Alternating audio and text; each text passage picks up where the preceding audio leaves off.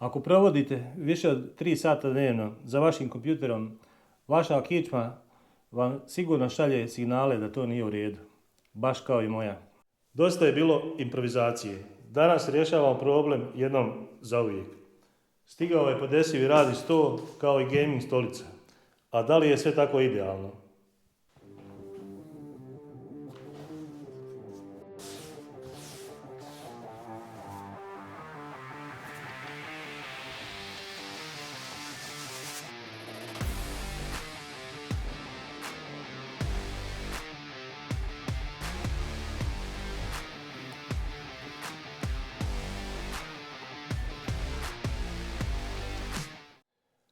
U ovom videu vidjet ćete detaljno šta sam to kupio.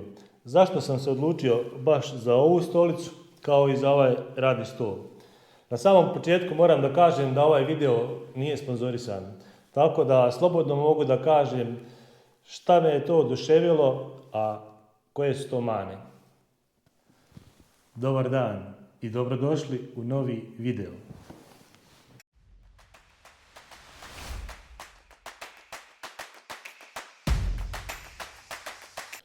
Ovaj podesivi radni sto kao i stolicu kupio sam u Isku. Cijenu neću spominjati, ali ispod videa ću ostaviti link prodavnice, pa ukoliko vas interesuje cijena, tu možete pogledati. Evo, na početku videa prvo ću da vam predstavim stolicu, a zatim stol. A onda na kraju videa vidjet ćete detaljno sklapanje, tako ukoliko sklapate možda ovakav sto ili stolicu, uopšte vam neće trebati uputstvo, samo gledajte video. Radi se o Legend stolici, a model je NIV. Ova stolica je izrađena od tkanine, a ima verzija i od eko kože. Stolica je testirana do 110 kg.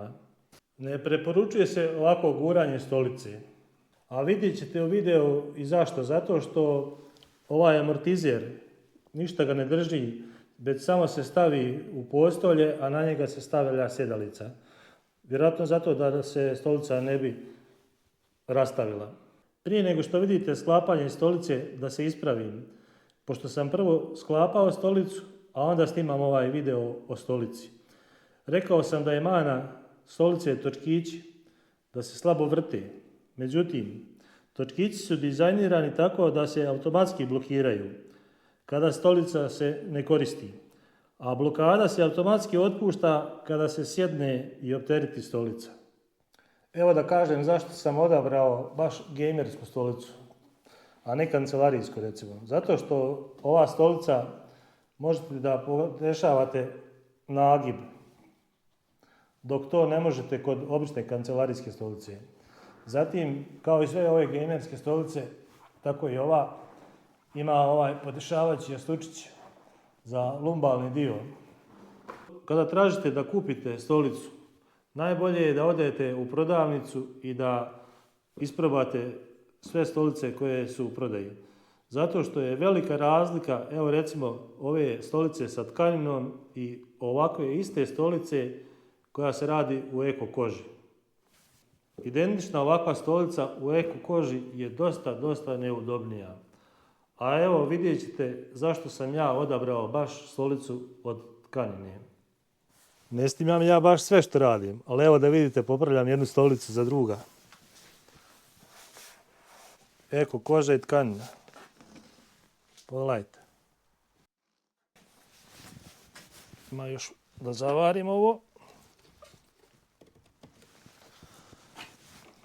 Mijenjao sam i točkiće.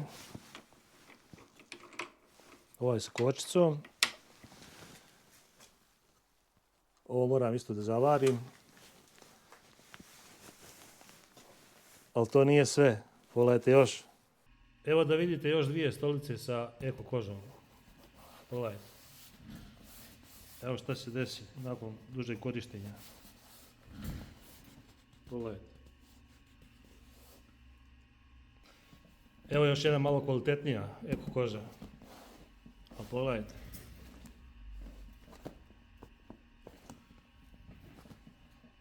I na samom kraju što se tiče stolice, da vidite šta je to presudilo da kupim stolicu koja je od tkanine, a ne od eko kože. Evo na slici možete da vidite novu stolicu i pored stolicu koja je korištena par godina. Evo da kažem nešto i o podesivom stolu. Riječ je o podesivom stolu Sveneke, a njegove dimenzije su širina 160 cm, dubina 80 cm i prvenstveno zašto sam ga uzeo? Zato što može da se diže i spušta ova radna ploča. Od ove zadnje tačke gore na radnoj ploči do poda je 118,5 cm maksimalna visina, a najniža je 70 cm. Maksimalno opterećenje stola je 40 kg. Sto dolazi u 3 boje. U boji hrasta, kao što sam ja izabrao, u crnoj boji i u bijeloj boji. Zašto nisam izabrao crnu boju? Pa zato što na crnoj boji se poznaju otisci, poznaje se prašina. Dok snimam, recimo na crnoj boji koju sam ja vidio, nije mat boja, ima malo više sjaja i onda je tu refleksija. Dok je ovaj sto po meni idealan. Zato sam ga i odabrao. Kod prve upotrebe podizanja ili spuštanja stola nemojte se plašiti, ne možete prevršiti mjeru podizanja stola zato što sto ima mikroprekidače. Brzina podizanja je 2,5 cm u sekundi. Šta uraditi ako se sto zbunio, to jest ide dole, a neće gore? Potrebno je uraditi resetovanje. Kako se radi resetovanje? Spustite sto skroz do kraja i držite još tipku za dole jedno 5 do 10 sekundi. Kada osjetite kratki trzaj, pustite tipku i sto je resetovanje. Ukoliko sto podižete konstantno gore dole više od 2 minute, sto blokira i ne radi 18 minuta. Tako, ukoliko želite da resetujete sto, sačekajte bar 20 minuta da prođe i onda možete da uradite resetovanje stola.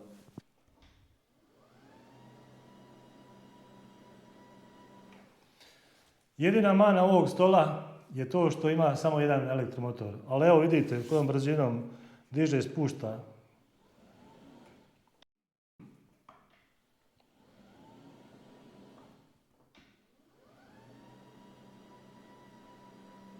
Kada se radna ploča podigne na najvišu tačku, sto je i dalje stabilan. Sve pohvale. To bi bilo sve što se tiče stola.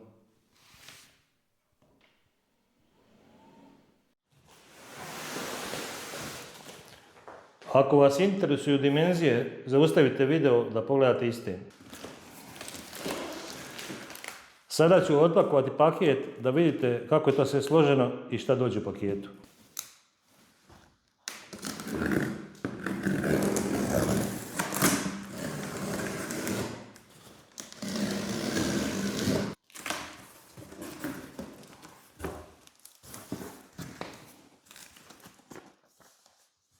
Uputstvo za sastavljanje.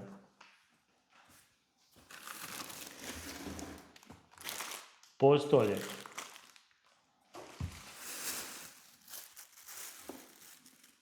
Naslonjač za ruke.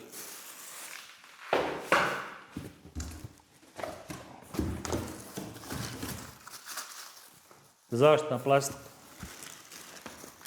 Točkići.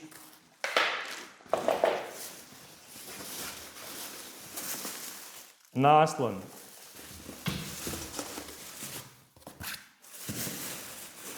Sjedalica.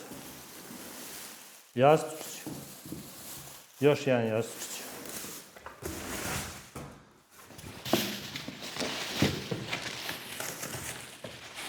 Naslon za ruku. Amortizer i svi vici za sastavljanje. Evo da vidite i kako izgledaju dijelovi prije nego što počnem da sklapam stolicu. Svaki dio je obilježen brojem, tako da nema greške kod sklapanja. Uputstvo je detaljno razrađeno. U uputstvu možete da vidite šta sve dolazi u paketu, kao i kako se sastavlja stolica. Kada sam probavao stolicu prije nego što sam je kupio, primijetio sam samo jednu malu manu, a to je, pogledajte, točkići se malo teže vrte. Tako da sam kupio nove. Pogledajte. Ukoliko mijenjate točkiće, gledajte samo da vam je isti ovaj prečnik nosača. Kao što ste mogli da primijetite, na sto sam postavio ovu krpu da ne bi isti oštetio. Pa da počnemo sa sklapanjem.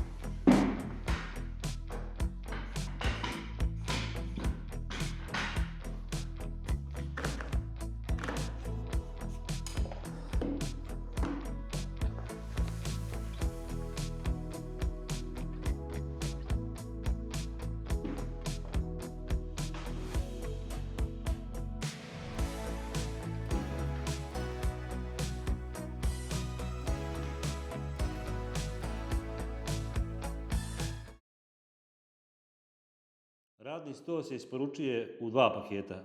U jednom paketu dolazi samo radna ploča, a u drugom paketu dolazi podkonstrukcija koja nosi ovu radnu ploču i sve ostalo što treba da bi se sklopio radni stol.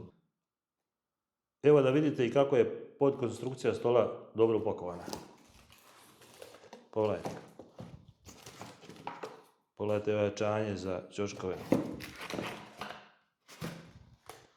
I sve fino složeno. Znači prvo uputstvo, zatim konstrukcija. Kao što ste mogli da vidite kod sklapanja stolice, evo tako i kod stola. Svaki dio je obilježen da li sa brojem ili recimo kao što su šarafi. Znači svaka vrećica ima slovo i određena veličina šarafa. Evo jedna mala ispravka. Rekao sam da radna ploča dolazi sama u paketu. Ova dva duža dijela, a označena brojem 4 i 6, dolaze sa radnom pločom. Krećemo sa sastavljanjem radnog stola.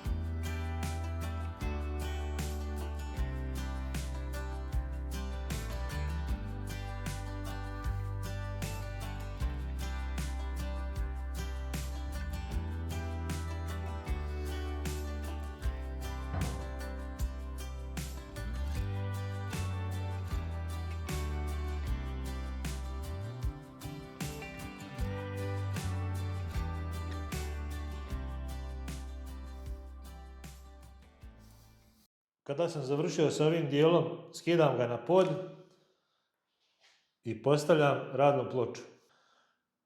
Radna ploča se postavlja tako da ova dva otvora budu do vas. Zatim nanosim podkonstrukciju i poravnavam sa otvorima gdje dolaze šarafi.